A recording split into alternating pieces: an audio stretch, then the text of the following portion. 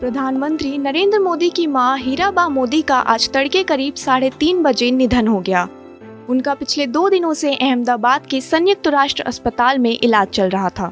PM Narendra Modi की मां हीराबेन कभी स्कूल नहीं गई थी, लेकिन कलाकारी और कारीगरी में वो खूब माहिर थी।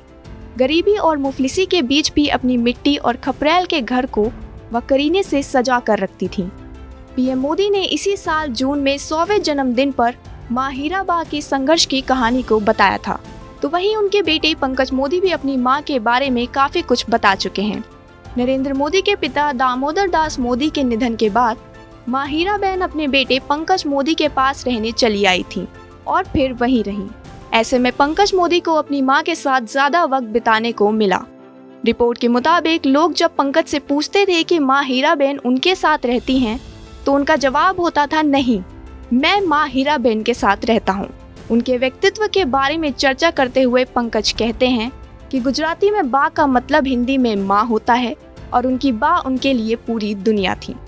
पंकज मोदी ने बताया था कि उनकी मां देसी नुस्खों में बड़ी एक्सपर्ट थी। छोटी मोटी बीमारियों का इलाज तो वे घर के किचन में रखे मसालों, सामानों या गार्डन में लगी जड़ी से कर दिया करती थी। देसी नुस्खों में उनकी मां का ज्ञान ऐसा रहा कि पूरे वडनगर से लोग बीमारियां ठीक कराने के लिए उनकी मां के पास आते थे। उनके दरवाजे पर सुबह से ही लोगों की लाइन लग जाती थी। एक दौर ऐसा था जब समाज में छुआछूत हावी था। उस दौर में भी हीराबा ने किसी से भेदभाव नहीं किया। सभी मरीजों का इलाज वो एक समान भाव से करती थी।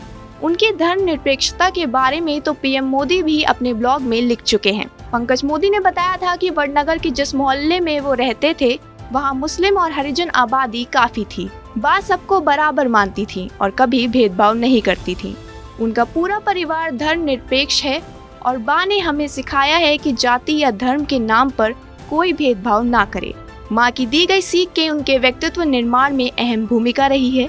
हीराबेन के निधन से आज पूरे देश में शोक की लहर है, लेकिन इसी के साथ हीराबेन के संघर्ष की कहानी के अध्याय का अंत हो चुका है। आज के लिए बस इतना ही। देश दुनिया की तमाम बड़ी खबरों के लिए बने रहिए हमारे साथ और देखते रहिए TV9 डिजिटल। धन्यवाद।